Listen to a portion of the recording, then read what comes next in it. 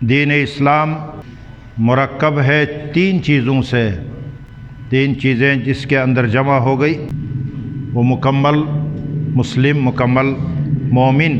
یہ تین چیزیں ہر ایک کے لیے ضروری ہیں، اور تین چیزوں سے دین اسلام بنا ہے، مرکب ہوا ہے، بن گیا ہے۔ اصول دین ہیں، اور دوسرا فروع دین، اور تیسری چیز اخلاقیات ہیں۔ اصول دین انسان کو اختیار کرنا ہوگا، اس کے بغیر انسان نہ مسلمان ہوگا نہ مومن ہوگا۔ اصول دین پر عقیدہ رکھنا، توحید پروردگار سے لے کر عدل الہی، امامت، قیامت اور نبوتوں پر ایمان اور عقیدہ رکھنا، آسمانی کتابیں، گزشتہ پیغمبروں کے اوپر ایمان لانا، ان پر عقیدہ رکھنا کہ وہ اللہ کی طرف سے نبی تھے اور اللہ کے نمائندے بن کر آئے تھے، اور پروردگار عالم نے ہدایت بشریت کے لیے جن کو بھیجا تھا۔ ان سب پر انسان کا ایقان اور یقین ہونا چاہیے، عقیدہ ہونا چاہیے۔ اس میں سے کسی ایک میں بھی اگر کمی ہو جائے، کسی ایک پر بھی عقیدہ نہ رکھے، اس کا دین کامل نہیں ہے، مسلمان نہیں ہوگا۔ لہٰذا اصول دین پر عقیدہ رکھنا۔ دوسرا مرحلہ آتا ہے فروع دین کا۔ فروع دین وہ عملی اعمال ہے جو شریعت مقدسہ نے بیان کیے اور قرآن مجید نے تفصیلاً بیان کیا۔ وہ فروع دین ہیں، نماز سے لے کر تولا اور تبرہ تک 10 فروع دین، ان پر انسان نے عمل کرنا ہے، صرف عقیدے میں نہیں رکھنا ہے، ان پر صرف ایمان نہیں لانا ہے، ان کو پریکٹیکلی طور پر انجام دینا ہے۔ حج اگر ہمارے اوپر واجب ہو گیا تو صرف یہ عقیدہ نہ رکھیں کہ حج واجب ہو گیا ہے بس، بلکہ عملی میدان میں قدم رکھنا ہے اور آگے بڑھنا ہے، اور حج کی جگہ پر پہنچنا ہے، وہ سارے اعمال انجام دینے ہیں۔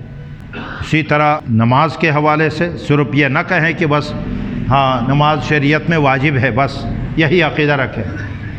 اس عقیدے سے انسان کو نجات نہیں ہوگی، بلکہ عملی میدان میں انجام دیا کریں۔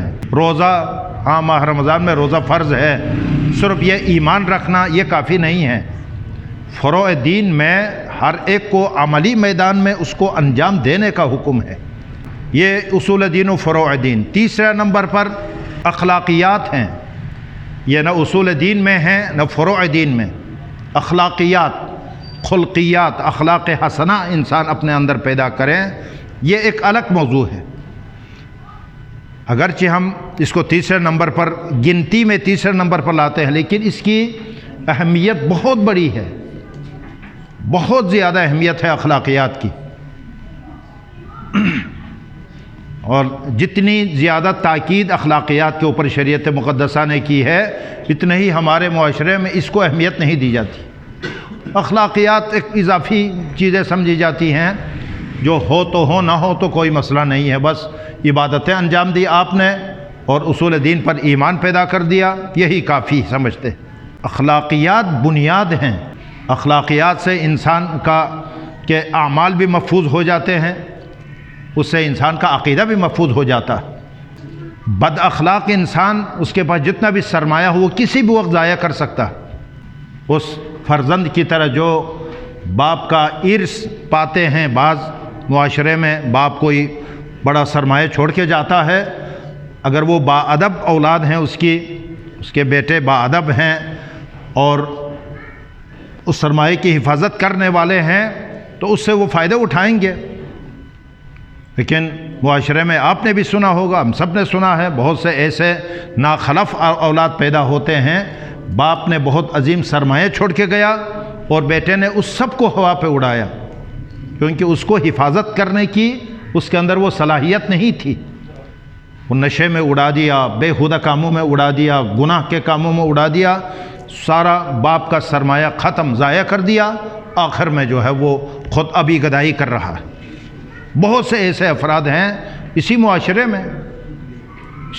میں یہ حقائق ہیں، آپ بھی سنتے رہتے ہیں۔ یہاں پر بھی آپ نے اصول دین پر بھی ایمان پیدا کر دیا، فروع دین بھی آپ انجام دیتے رہے، لیکن اخلاق کی منزل میں اگر صفر ہے تو وہ سب ضائع ہوں گے، کیونکہ اخلاق سے اگر انسان خالی ہو، بد اخلاقی انسان کے اندر آ جائے، اس بد اخلاقی سے بہت سے اعمال ضائع ہو جاتے ہیں۔ روایات ہیں، احادیث ہیں، آیتیں ہیں، واضح طور پر کہتی ہیں کہ اس طرح بدخلق انسان کے نہ اعمال محفوظ ہو جاتے ہیں اور نہ اس کا جو عقائد ہیں وہ محفوظ ہو جاتی ہیں۔